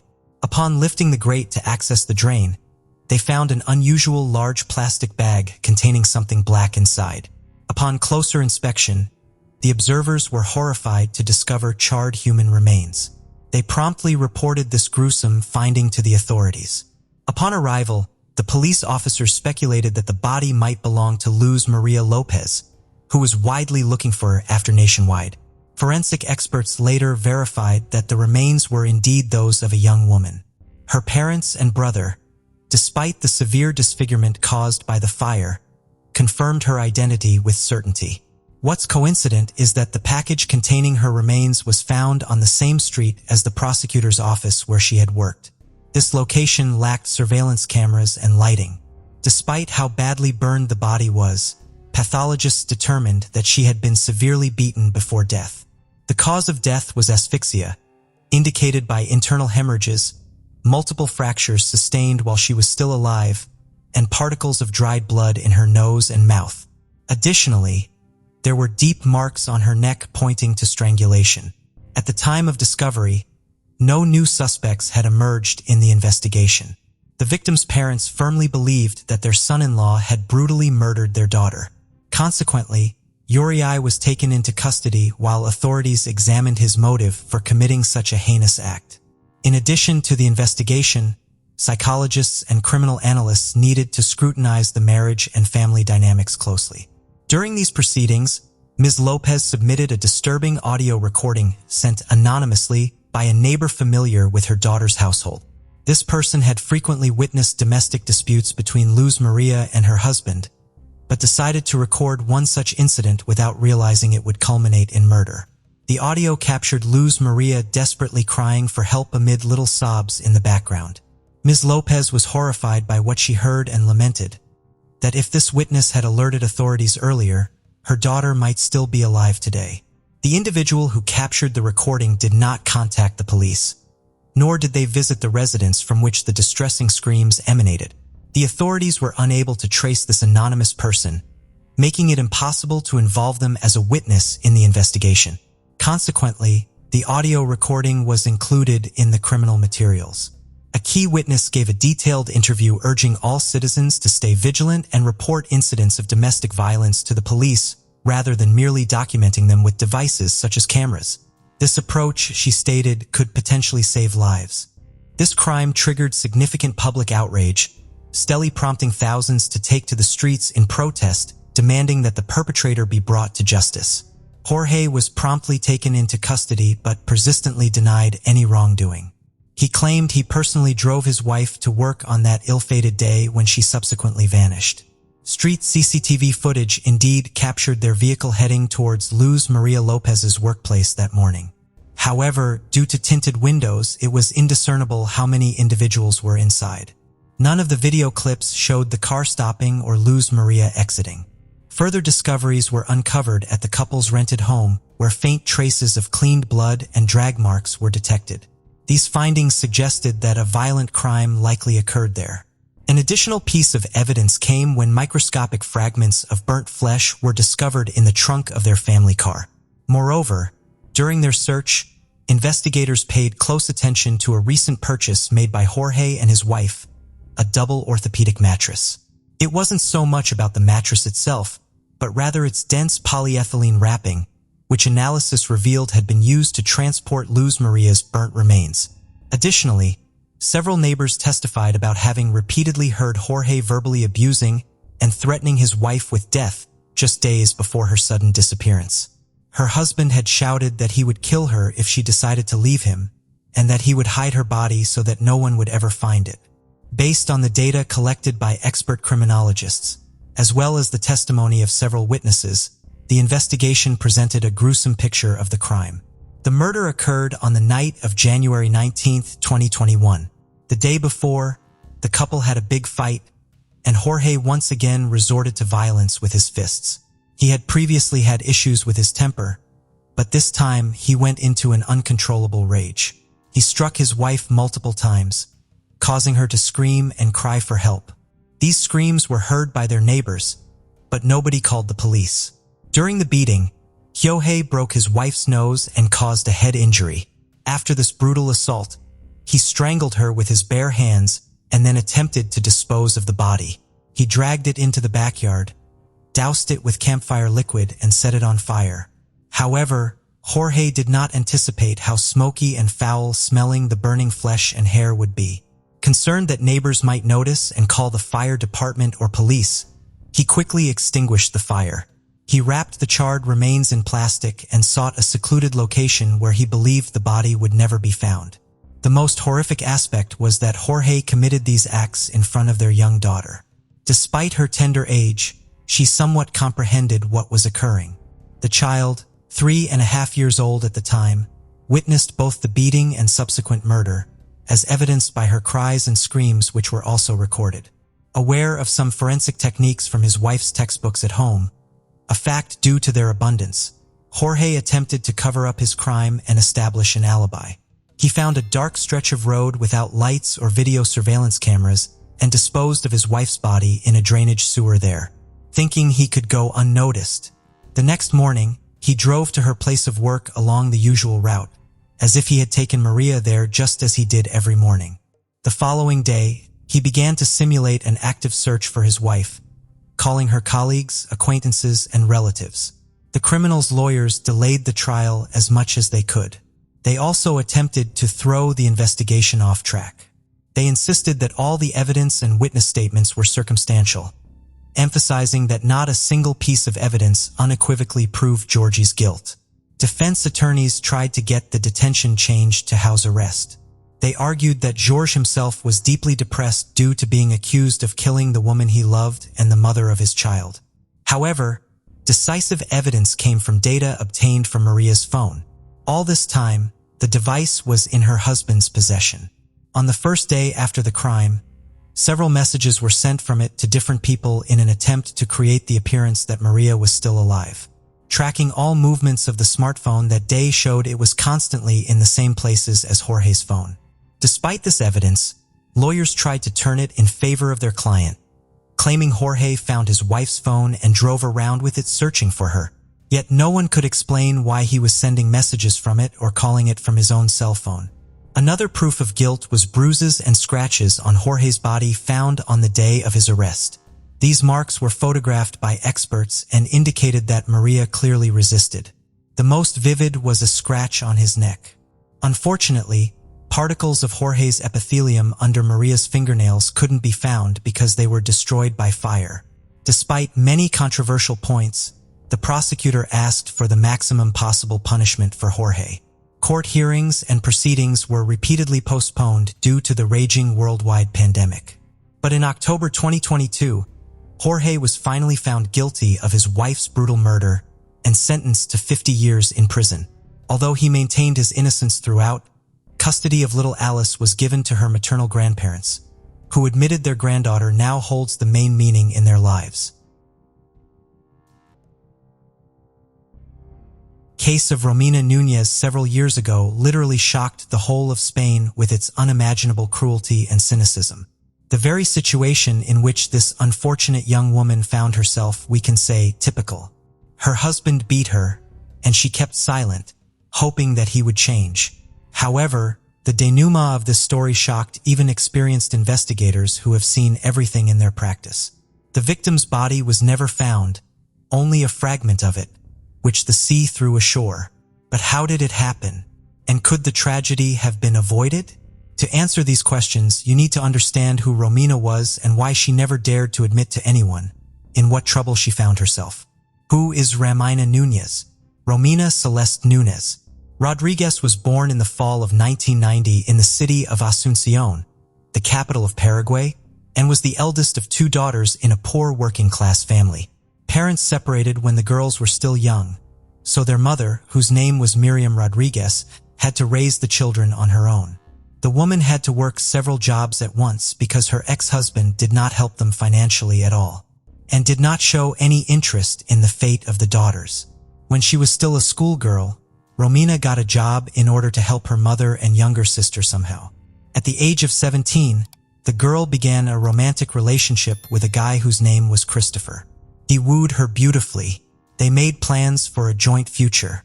But happiness ended as soon as Nunez learned that she was expecting a child and reported this to her lover. The young man immediately gave the chosen one an ultimatum. Either she terminates the pregnancy or they part forever. Romina deeply hurt the words of her lover, but after consulting with her parents, with whom she has always been very close, the girl decided to keep the child. Most of all, she feared that having had an abortion at such a young age will never be able to become a mother again, so there was only one way out. Christopher kept his word. He broke off all relations with the girl and was never interested in her fate, and the fate of his child. Romina, at the age of 18, gave birth to a son whom she named Lucas. However, with the advent of a baby in the family and so deplorable financial situation worsened even more, money is catastrophically lacking. And Mother Romina had denounced support and grandson, moving to Spain. Romina, depressed by the situation, she wanted to somehow correct the situation and help her family, but find a decent job with good pay in Paraguay. She still could not manage. Then the girl called her maternal aunt, who lived in sunny Spain, and the relative invited her niece to her place, assuring her that it would be easier for her to settle down here and that there were more prospects in Europe than in Latin America. Not thinking long, the girl packed only the most necessary things and, having earned an airplane ticket to Spain, went on the road. She left her 2-year-old son in the care of her mother and sister for a while, deciding that she would pick him up as soon as she found a new place to live and a stable job. In the late summer of 2010, Romina flew to Madrid and from there traveled to its suburbs, the provincial town of Alcobendas, where she settled in the house of her aunt. Romina immediately actively began to look for work, and she smiled at her luck. Attractive and sociable beauty got a job as an administrator in a hotel where she received a decent salary. Of the money she sent home, and for the rest rented a separate apartment so as not to embarrass hospitable relatives. Soon, Nunez met a man named Javier, with whom she had a stormy romance. The favorite a few years ago, just like her, emigrated to Europe in search of happiness and a better life. He was a native of the Republic of El Salvador, worked in construction, and seemed to be a serious man. However, when the girl became pregnant, the situation repeated itself. Javier was not ready for the appearance of children, but nevertheless, the couple tried to live together for a while. Unfortunately, soon after the birth of their common son, they finally broke up. The girl was again in a difficult situation because she was in a foreign country with an infant in her arms and simply did not know how to be further. For a while, she returned to her aunt's house, where she was accepted and helped in every way possible. When the boy was only about 6 months old, the young mother went back to work because she could not work. But a few months later, a new shock awaited the girl. For a long time, she ignored the poor health and weakness, writing it off to stress and fatigue. However, when Romina still went to the doctor, she was diagnosed with cancer. The young woman underwent several courses of chemotherapy, lost her hair, lost a lot of weight, but overcame the insidious disease. After treatment, the girl quickly recovered. She continued to work and hid the lack of hair with the help of wigs. Romina believed that the hard trials, which she managed to steadfastly overcome, will certainly be followed by a period of happiness. She saved money and planned to take not only her eldest son, but also her mother and sister to Spain. New lover. In the summer of 2017, at an event where Nunez went in the company of friends, she accidentally met a man named Raul Diaz-Chacon. He was good-looking, able to impress others, had a serious job, and was financially secure. He liked the smiling beauty, and he became interested in her, asking mutual acquaintances. Romina also liked the statuesque beauty, and when he soon asked her out on a date, she gladly agreed. Raul was almost 15 years older than Romina, and he worked as a leading process engineer for a large energy company. He had a couple of failed marriages under his belt and had 2 teenage daughters from previous relationships. But the girl was not intimidated by the age difference at all. As for her personal life, she had a similar situation, with the only difference being that she was raising sons from 2 failed previous affairs. It only took one date for the couple to realize that they were in love and they didn't want to part with each other anymore. Romina, overwhelmed by her new feelings, literally fluttered around, telling her friends how happy she was. Her new lover gave her small gifts and pleasant surprises almost every day. He arranged romantic dates, sent flowers with touching cards, and said compliments. Romina believed that she had finally met her true love and found a man who would accept her and her sons.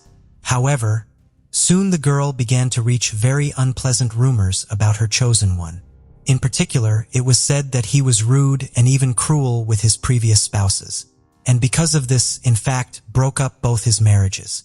But Núñez did not want to believe it, although she drew attention to the fact that Raúl did not maintain any relations not only with his former wives, but also with his daughters. However, a significant difference in age and the presence of heirs from previous relationships on both sides did not become an obstacle for the lovers. Just 6 months after meeting, they decided to live together and settled in a luxurious villa on the island of Lanzarote, part of the Canary Islands. This place seemed to the girl a real paradise, but her happiness lasted only a short time. From a dream man to a domestic tyrant, first-time lovers lived in threes, along with Romina's youngest son. Raúl tried to treat the child well, and the girl even thought that he would be an ideal father for her boys. She herself, Raúl, promised a long and happy life together, in which she would not need anything, and he would fully provide for her and the children. The girl in love believed the words of the chosen one, and when he offered her to become his lawful wedded wife without hesitation agreed. But only Raúl insisted that they need time for 2 so that they could be alone and enjoy each other's company in full after the wedding. In fact, he not only did not want to take Romina's eldest child from Paraguay, but also dreamed of getting rid of her youngest son. However, the young mother believed her lover and did not listen to what her friends told her, who noted the strange behavior of the man. In June 2018, Chacon bought for the bride and her child tickets to Paraguay and 1 return ticket just for Romina. When the girl flew home and told her mother and sister about her chosen one, the women were somewhat confused by Raúl's behavior. They doubted the sincerity of his intentions and assumed that he just wanted to get rid of someone else's child in his house. But the girl was offended by such talk, and she even had a little quarrel with her loved ones. A few days later, she flew back to Spain, promising that in the fall she would fly back for the boys. When Romina returned, a warm welcome awaited her, and for 2 months she was perfectly happy alone with Raúl. However, in August, just a few days before the wedding, a man brutally beat Romina. This incident was a real shock to her, but the groom literally on his knees begged her forgiveness, promised that such a thing will never happen again, and she believed him. Núñez did not file a police report on her lover and did not tell anyone about what happened, and on August 10th, making up bruises on her face, she went to the wedding with the man who would soon take her life in cold blood. One last trip home. 2 weeks after the wedding, the girl flew back home to Paraguay, not to pick up her sons as she had planned earlier, but just to see her family. Her mother and sister were quite puzzled by the changes that had happened to her in the short time they had not seen each other. Romina looked upset and even lost. She had a noticeable limp, and there were bruises on her neck, which she tried to hide with a scarf. To all questions, Romina either kept silent or claimed that she had accidentally injured herself. Romina spent almost a month at home, which also surprised her relatives as she had just gotten married. However, the newly married wife said that her spouse himself suggested that she visit the children because she had not seen them for a long time and missed them very much. Then Marion even praised her son-in-law for his generosity. But still, the woman did not understand what was going on and why her daughter looked so unhappy. In mid-September, Romina, secretly from her mother, borrowed money from relatives for a return ticket to Spain because her husband simply refused to pay for her return. This should have been a clear signal that flying back was not worth it. But Núñez still hoped that everything would work out and the marriage would be happy. On September 17th at the airport, her mother, sister, and sons saw her for the last time. The mysterious disappearance of a mother of 2 children. Since returning to her husband, Romina's life every day more and more resembled a terrible dream. Raul, as it turned out, used illegal substances, and now he stopped hiding his addiction from his chosen one. Being under the influence of illegal substances, he turned into a real beast and literally tortured his wife. But every time she tried to leave him, the man promised to stop and swore that this would not happen again. Usually after the beatings and threats, there was a temporary lull when the husband became loving and caring again, gave gifts and arranged romantic dates. But such periods became shorter and shorter, and scandals with manhandling occurred more and more often. Shortly before the new year, Romina confessed to her best friend that she is afraid of her husband and believes that one day he may kill her. On December 29th, Raul again beat his wife, so much so that she was forced to seek medical help. The hospital suspected something wrong and wanted to call the police to record the fact of beating. But at that moment, her husband appeared in the department and said that Romina had fallen herself and there was no need to involve law enforcers. The girl only confirmed his words and, refusing hospitalization, went home.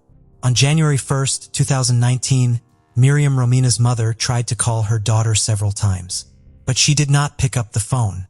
Then the woman dialed her spouse's number to find out what was wrong, but there was no answer either. After several days of silence, the mother-in-law sent Raul a message in which she wrote that she was going to go to the police. This time, the son-in-law reacted instantly and called back, saying that he and Romina quarreled on December 31st, after which she packed her things and left him. The man assured that everything is fine. Soon the wife will cool down and return, because before, according to him, this has already happened. But Romina's mother was not convinced by the words of her son-in-law. She felt that something had happened to her daughter and insisted that Raul went to the police. Only on January 8th, under pressure from relatives of the wife, Raul still filed a report on the disappearance of his wife. However, this time he told a slightly different story, adding that after the quarrel, his wife had taken his money, and he thought that Romina might have flown to Paraguay to visit the children, so he was not particularly worried until his mother-in-law called him yesterday. What is Raul hiding? Raul was constantly confused in his testimony and contradicted himself, which caused a lot of questions and suspicions. Then the law enforcers seriously decided to take him seriously, as well as to find out how the couple's life had been. Having questioned friends and relatives, they realized that not everything was not smooth in this marriage. Romina repeatedly complained to loved ones about her husband's abuse, but never went into details. And others often noticed bruises and abrasions on her body. It was decided to put Ciccone under secret surveillance, and all his telephone conversations were tapped. But the man seemed to sense that he was being watched and for a long time behaved extremely cautiously, not giving any clues or reasons to suspect himself of anything. Nevertheless, the investigation continued, and soon it became known about the visit of Nunez to the hospital on December 29th with signs of serious beatings, and how her husband almost forcibly took her away from there, forbidding her to go to the police. And a few months earlier, Romina did file a domestic violence report but withdrew it the next day. A week later, Raul calmed down a bit and, in a telephone conversation with his relative who worked in the police, blurted out that his wife was no longer alive, but her body would never be found. This was a good reason for the man's arrest as the main suspect in the case and his detailed interrogation at the station. The suspect's version of events, according to Raul, his wife had had too much to drink on New Year's Eve and began to scandalize him, demanding that he immediately move her children into their home.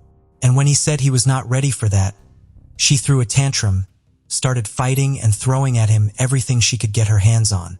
Then the man allegedly left the house for a couple hours until everything settled down. And when he returned, he found Romina in the bathtub without signs of life.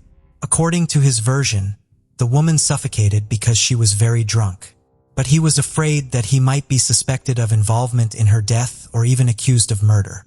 So Raul decided to remove all traces and then report her disappearance. But the way he admitted he had disposed of the body shocked everyone. Sikkim said that he decided to burn the woman's body on a barbecue in the courtyard. And since they lived in a luxury complex with a large surrounding area, the neighbors could not see what he was doing outside his house and could not smell the odor produced by the burning of human flesh. However, Raul miscalculated because the barbecue did not work on the principle of a crematorium, and in a few hours the remains were not burned. Then he took them out of the fire, divided into parts, packed in different bags, and a couple of days later rented a car, which took the dismembered body in the wild and deserted part of the island, where he threw into the sea from the rocks. The search for the body and evidence police spent weeks combing the shoreline in and around the areas where Raul said he dumped bags of his wife's remains.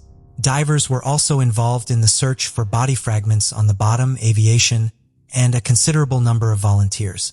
But all efforts did not bring any results. Meanwhile, on January 16th, Romina's husband was formally charged with domestic violence, as well as the murder of his wife. This came after his home was thoroughly searched using specialized equipment and luminol, which revealed numerous washed-up traces of blood in various rooms. It was also found that the man had been ordering caustic soda used to remove organic contaminants and paint from the internet. As it turned out, in one of the rooms on the second floor, he was so thoroughly mopping up a bloody stain on the flooring that he damaged it and decided to paint over it. According to the version of the investigation, it was in this room that the suspect dismembered the body of his spouse. Moreover, there on the floor was found a broken fragment of Romina's fingernail with traces of blood and Raul's epithelium, which could indicate that the victim was alive and resisted. Also in the bathroom, on the tiles on the wall, they found Romina's contact lens stuck on the wall, which could have gotten there from a strong blow to the face. Unfortunately, despite their best efforts, law enforcers were unable to find any remains. But at this point, the station received a call from a tourist who reported that a lung fragment had been thrown onto the beach. He could not say with certainty whether it belonged to a human or an animal, but, having heard that a body was being searched for on the coast, decided to report his find to the police. Toward the end of February, an expert examination confirmed that the lung fragment found belonged to the missing Romina. Trial and conviction. Despite the evidence found and the results of the examination, Raul continued to insist on his innocence. He stuck to his initial theory that the woman had drowned herself in the bathtub while highly intoxicated. Although evidence found in the house indicated a fierce struggle, the man also said he did not use any implements or tools to dismember the body. He allegedly tried to burn it completely on a barbecue, and afterwards the remains, due to prolonged exposure to the fire, fell apart on their own, and he just put them in bags and took them away. Such a claim was untrue for several reasons. First, the body of the adult Romina could not have been placed on the fixture in his yard. Secondly, even after prolonged exposure to such temperatures, the bones could not become so fragile that they could fall apart without the use of tools. And in order to separate the lung from the body, it was necessary to open the chest, which could not be done with bare hands. The investigation failed to establish how exactly Raul took the life of his wife, but judging by the traces of struggle found in the house, it was suggested that he could beat her to death. There was also no doubt that Ciccone had dismembered her body in the very room where he later had to repaint the floor to cover the bloody traces.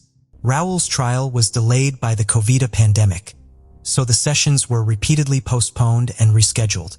During this time, Raul changed several lawyers, and under pressure of evidence, he did admit that he had accidentally killed his wife during a scuffle, rather than finding her dead in the bathtub as he had previously claimed. Nevertheless, he continued to insist that she was drunk and violent. It was not until June 2023 that the defendant was finally found guilty, except that the sentence Romina's loved ones considered too lenient. The man was sentenced to 12.5 years for involuntary manslaughter, 2 years for proven domestic violence, 1 year for causing serious bodily harm in December 2018 when Romina went to the hospital, as well as several months for abuse of the body. The case of Ariel Castro, the monster from Cleveland and his captives, is a striking example of brutal criminals hiding behind the facade of normalcy. Maniacs like Castro often appear as good, law-abiding citizens, falling neighbors, friends, colleagues, and even close relatives who were unaware of their double lives. Unlike many, Ariel Castro was never a model family man or worker. He was a tyrant to his wife who chose to stay silent about her suffering. Thus, people around them sincerely viewed Ariel as a good-natured, friendly, and helpful neighbor. This perception shattered in the spring of 2013 when the world learned about the Cleveland monster, who had kept 3 girls captive in his home for 10 years. The revelations shook the country, particularly shocking the local residents, as the missing girls were from the same neighborhood and trusted Castro enough to accept rides from him. Remarkably, Castro even participated in the search efforts for his victims, becoming a volunteer, yet no one suspected him. Let's delve into how this criminal managed to stay hidden in plain sight, continue kidnapping girls, and evade detection. Ariel Rodriguez Castro was born on July 10, 1960 in Yauco, Puerto Rico, as the third of 4 children in a poor family. His parents, Liliana Rodriguez and Pedro Castro, constantly fought and eventually divorced before Ariel started school, leaving his mother to care for him and his siblings, O'Neill, Pedro, and Benita.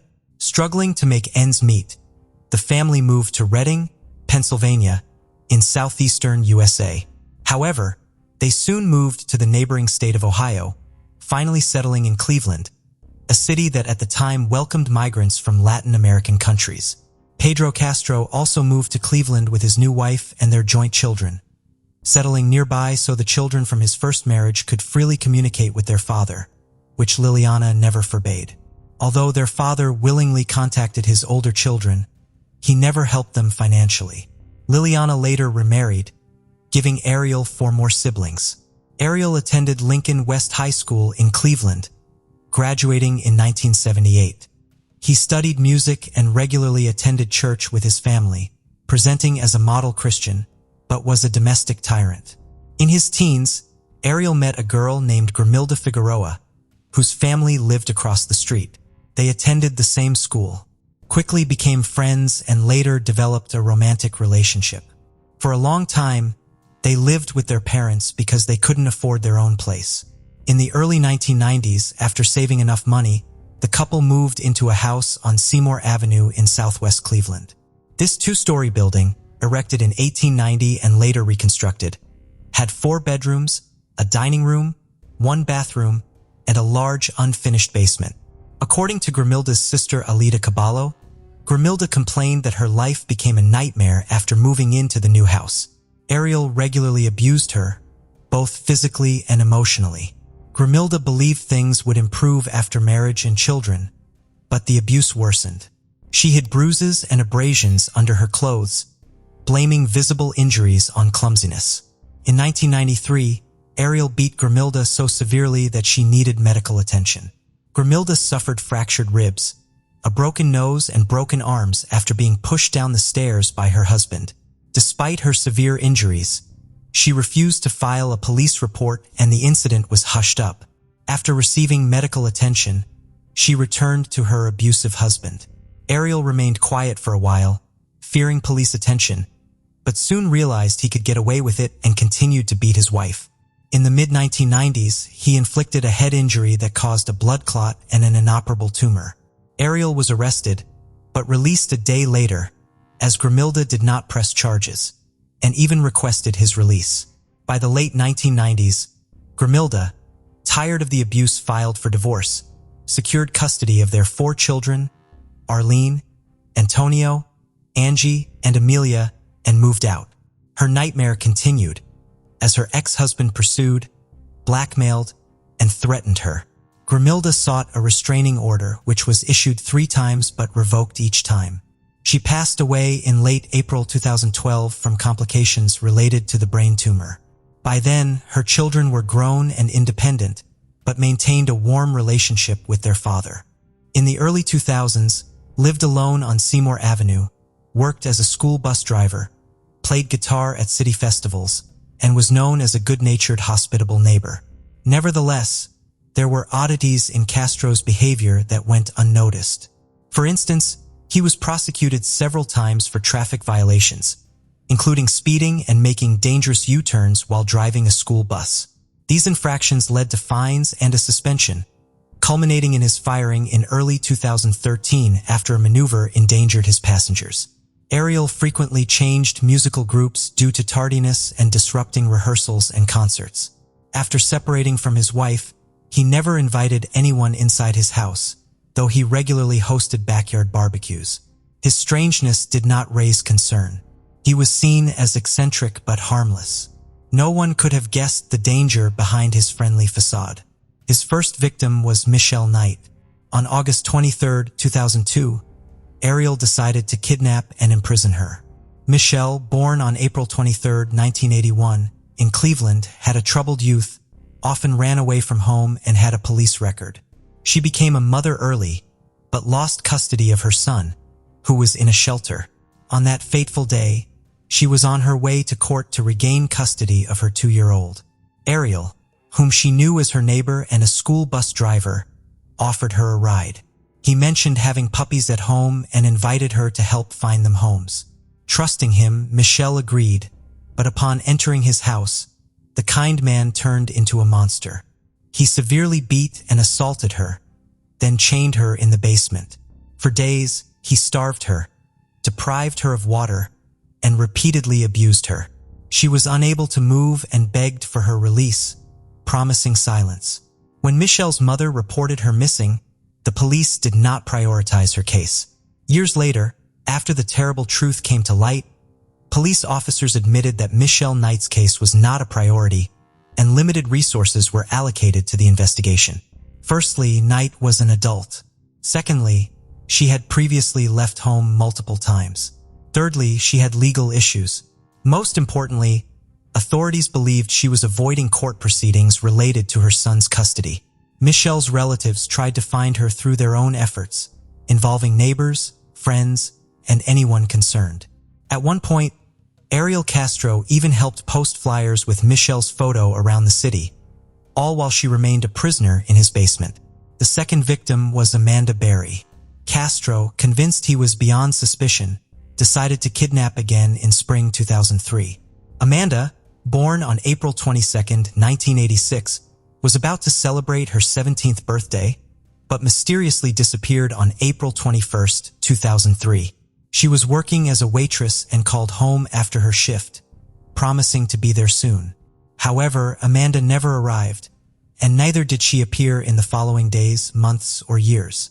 As Amanda left the restaurant and headed for the bus stop, Ariel drove up with a seemingly harmless offer of a ride home. Since she had been in the same class as his son for several years, she trusted him and accepted. On the way, he deceived her into entering his house, where he brutally beat her and dragged her to the basement, where Michelle had been held captive for months. Amanda faced the same horrific fate, beaten and starved for several days. This time, he chose 14-year-old Georgina Linda Jesus, who was in the same class as his daughter Arlene and was her best friend. On April 2, 2004, two girls walked out of school together, talked for a while, and then each went to their homes. On the corner of West 105th Street, Gina met Ariel, who promised to take her home. She knew him since childhood, was her best friend's father, so without hesitation she got into his car immediately. Even though it was daytime and no one witnessed the kidnapping, the streets were empty. When it became known that Gina was missing, there was no warning to Amber, making her parents angry. The story aired on the Fox television show, America's Most Wanted, rerun 2 more times in 2005 and 2006. The disappearance was linked to Amanda's kidnapping a year earlier in September. But Castro remained unsuspected. Despite this, he voluntarily participated in the search for the missing girls. He treated Gina like the other victims, keeping them imprisoned in his home. Although a passerby saw a middle-aged Hispanic man and a sketch resembling Castro was drawn, he was never a suspect. For over 10 years, he regularly beat, abused, and starved his victims to mentally break them down, punishing any disobedience or escape attempts to prevent thoughts of death. Running away. Michelle, the first and oldest victim, suffered the most, undergoing public beatings to intimidate others. Finally, he moved them from the dark basement to a second-floor room with a view of the backyard. Knight recalls that she became pregnant by her abuser at least 5 times during her incarceration. However, each time it became obvious Ariel terminated the pregnancy in the most brutal way. He starved the girl and kicked her in the stomach until she miscarried. After one of these tortures, she almost died due to severe bleeding. But on September 3, 2013, just a month after he began serving his life sentence, the Cleveland monster was found hanging from a sheet in his prison cell. All attempts to revive him were unsuccessful. He was 53 years old at the time of his death. Michelle Knight, after her release, preferred to change her name and place of residence.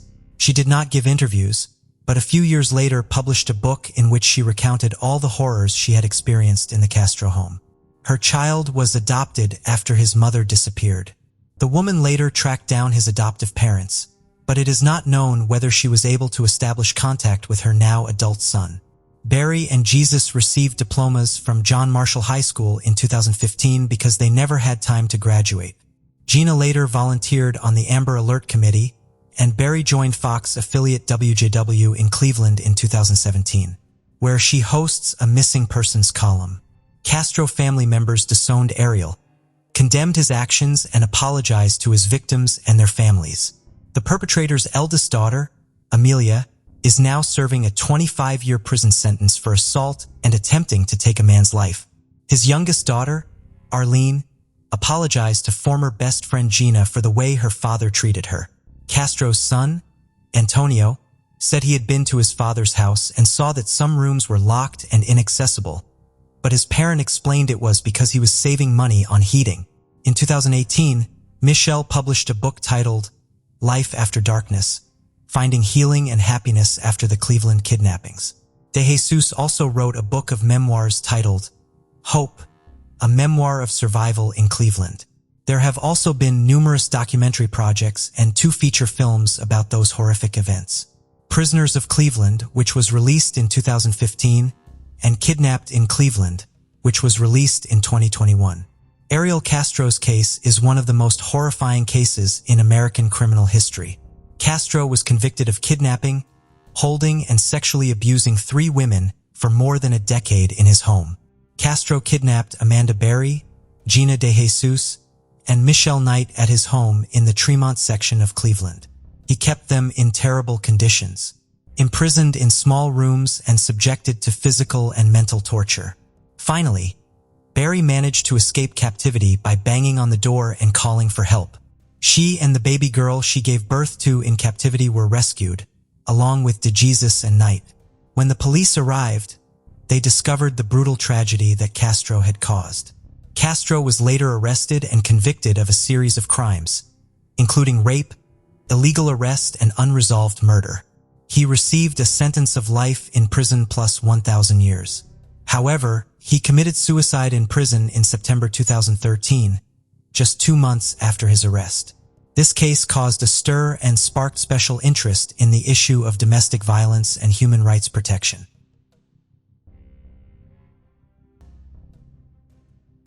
Peter William Sutcliffe, also known as Peter William Coonan, was born on the 2nd of June, 1946 in Bingley in the West Riding of Yorkshire, the United Kingdom. Peter was the child of a working-class family. One of the Sutcliffe siblings would later reveal that their father was an abusive alcoholic who routinely punished his children by beating them with a heavy belt strap. Always a loner, Peter left school at age 15 and entered the workforce. He worked in a packaging factory as a driver and as a traveling salesman and in other menial jobs. In the 1960s, he even worked as a gravedigger. This was a tiny but grisly preview of what was to come. Some accounts state that Peter, as a young adult, used the services of prostitutes and that he may have been ripped off or robbed by a hooker at least once.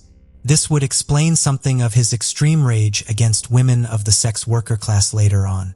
Between the years of 1975 to 1980, Peter Sutcliffe murdered 13 women and attacked and severely injured 10 more. These women were mostly prostitutes living and working in the north of England. This led to his nickname of the Yorkshire Ripper in the press, as the original Jack the Ripper also targeted prostitutes. Sutcliffe was finally arrested in Sheffield by South Yorkshire police for driving with false number plates of all things. He confessed to being the perpetrator of the prostitute murders, claiming that the voice of God had sent him on this mission of cleansing sinful women from the world. At his trial, Sutcliffe pleaded not guilty to murder on grounds of diminished responsibility, but he was convicted of murder on a majority verdict. It was only after his trial and conviction that Sutcliffe began using his mother's maiden name of Coonan. He was transferred from prison to Broadmoor Hospital in March 1984 after being diagnosed with paranoid schizophrenia. All his multiple life sentences were combined and his appeal was dismissed, meaning that he would serve a whole life order and never be released from custody. He died in a hospital from COVID-19 related complications in 2020. Sutcliffe showed a number of the signs of a masculine inferiority complex. The symptoms included sexual voyeurism of strangers, an unhealthy obsession with his mother, and hatred and fear of women. A diagnosis of paranoid schizophrenia led to the legal decision that he was mentally incompetent to stand trial. Two of the most high-profile media projects on Sutcliffe are the British television crime drama miniseries This Is Personal: The Hunt for the Yorkshire Ripper, released on ITV in the year 2000, and the Netflix docuseries in 4 parts called The Ripper, released in December of 2020, which gives an overview of the police investigation into the murders. Thank you for joining us on this journey into the depths of unsolved mysteries. Cold cases not only challenge our understanding of the past, but also ignite our curiosity and determination for answers. Remember to subscribe to stay updated on our latest investigations. And if you have any information regarding the cases we've covered, don't hesitate to reach out. Together, we can shed light on the shadows of the past and bring closure to those who seek it. Until next time, stay vigilant, stay curious, and never stop seeking the truth.